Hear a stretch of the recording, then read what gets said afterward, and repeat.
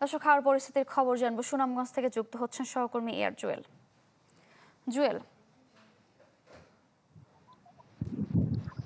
সারিকা, সুনামগঞ্জের পরিস্থিতি আমরা গেল কয়েকদিনই বলে আসছি যে আসলে রৌদ্রোজ্জ্বল আবহাওয়া, হাওয়ার স্বস্তি মিলছে।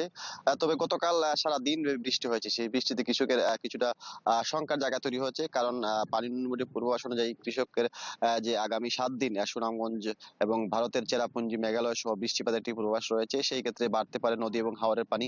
এমন পূর্বাভাসে কিন্তু কৃষকদের মধ্যে একটা শঙ্কা কাজ করছে। তবে আজকে সকাল থেকে আবারও সেই রৌদ্রোজ্জ্বল আবহাওয়া কাজ করছেন কৃষকরা। এই রৌদ্রোজ্জ্বল আবহাওয়ার কারণে কিন্তু কৃষকদের একটা স্বস্তি মনে ফিরে, কারণ এখনো হাওরের যে ধানগুলো শুকানোর বাকি আছে কিংবা কাটার বাকি আছে, সেই কাজগুলো কৃষকরা সারতে পারছেন। এবং যদিও এখনো নন হাওর বলতে এই অঞ্চলের উঁচু যে হাওর গুলো আছে, সেই হাওরের ধান কিন্তু এখনো কাটা হয়নি, এখনো 20 ভাগের বেশি ধান রয়ে গেছে। সেই ক্ষেত্রে কৃষকরা যদি এই বৃষ্টির পূর্বাভাস আসে এবং যদি রৌদ্রোজ্জ্বল আবহাওয়া না থাকে, তাহলে কৃষকের এই ধানগুলো নষ্ট হবে। ইতিমধ্যেই কিন্তু পুরো জেলাতে কৃষি সম্প্রসারণ অধিদপ্তরের তথ্য মতে প্রায় 21,000 মেট্রিক টন ধানের ক্ষতি হয়েছে বলা হয়েছে। যদিও এর ক্ষয়ক্ষতির পরিমাণটা অনেক বেশি জানিয়েছেন কৃষকরা। তবে এখন পর্যন্ত সকাল থেকে রৌদ্রোজ্জ্বল আবহাওয়া কৃষকরা আমরা দেখেছি ধানের যে শুকানো কিংবা ধান যে ভেজা ধান ছিল, ধানের পছন্দ ছিল, সেগুলো শুকানোর কাজে ব্যস্ত সমাবার করছেন। যদি বৃষ্টিপাত না হয়, সেই ক্ষেত্রে কৃষকরা তাদের যে ধানগুলো নষ্ট হয়েছিল কিংবা পছন্দ ছিল, সেগুলো শুকানোর কাজ করছেন। এখন পর্যন্ত সরকারিভাবে যে ধান ক্রয় কার্যক্রম শুরু হয়েছে, সেই কারণে কিন্তু কৃষকরা ধান দিতে পারছে না, এই ধান না শুকানোর কারণে। যার কারণে কিন্তু কৃষকদের এই প্রতিকূল আবহাওয়াটা খুবই বেশি প্রয়োজন। রৌদ্রোজ্জ্বল আবহাওয়া যাতে কৃষকরা তাদের ধান কাটতে পারেন, ধান শুকাতে পারেন, সেই চেষ্টায় আছেন। তবে এখন পর্যন্ত আজকে সকাল থেকে রৌদ্রোজ্জ্বল আবহাওয়া আছে, বৃষ্টিপাতের তেমন একটা দেখা মেলেনি। যার কারণে কিন্তু কৃষকরা একটু স্বস্তিতে কাজ করছেন। তারা বলছেন যে আসলে বৃষ্টিপাত আসলে সেই স্বস্তিটা কতটুকু থাকবে সেটা বলার বিষয়। এখন পর্যন্ত 21,000 মেট্রিক টন ধান সরকার ক্রয় করার যে লক্ষ্যমাত্রা, সেটিও কিন্তু পূরণ হওয়ার মতো নয়, কারণ এখনো কৃষকের ধান ভেজা রয়েছে। তো সব মিলিয়ে সুনামগঞ্জ হাওরবাসীর আসলে এখন প্রকৃতির উপর একটা নির্ভর করতে হচ্ছে।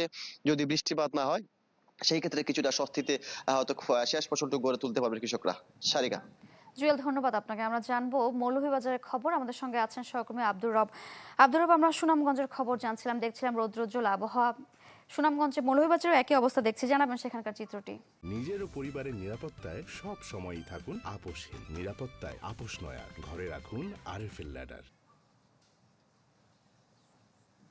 জি, সারিকা, মৌলভীবাজারে আসলে অব্যাহতভাবে রোদ থাকায় আসলে কৃষকরা তাদের যে ধান এবং খড়, ধান মাড়াই, ধান কাটা সার্বিক কর্মযজ্ঞ তারা আসলে করে যাচ্ছেন। এবং গত কালকে অল্প একটু বৃষ্টি দিলেও সেটা আসলে খুব বেশি প্রভাব পড়েনি।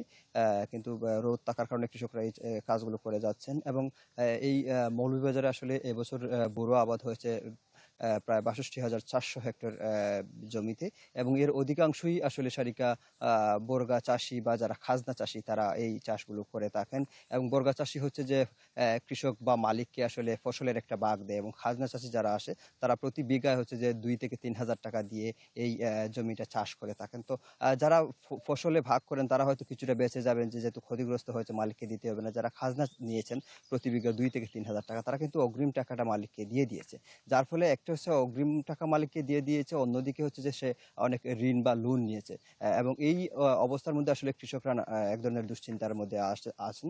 পাশাপাশি যদি বলি যে কৃষি বিভাগের যে তথ্য মতে মৌলভীবাজারের যে হাওড় অঞ্চল, সেখানে প্রায় 90% ধান কাটা হয়েছে, এবং উপরি অংশে এখন কিন্তু এখনো প্রচুর ধান রয়ে গেছে, প্রায় 58% ধান রয়ে গেছে কৃষি বিভাগের তথ্য মতে। এবং এখানে শ্রমিক সংকট যেমন রয়েছে, হারভেস্টার মেশিনের অপর্যাপ্ততা রয়েছে, এবং হারভেস্টার মেশিনের যে সরকারি যে দাম সেটা 1800 টাকা প্রতি বিঘা নেওয়ার কথা, কিন্তু সেখানে 3 থেকে 3.5 হাজার টাকা করে নেওয়া হচ্ছে, এরকম কৃষক আমাদের জানিয়েছেন। এবং এই হারভেস্টার মেশিনের অপর্যাপ্ততা এবং তীব্র শ্রমিক সংকটের কারণে হাওর এবং নন হাওর উপরি অংশ সব জায়গায় আসলে এই ধান কাটতে এখনো কিন্তু কৃষকদের বেগ পেতে হচ্ছে। সারিকা।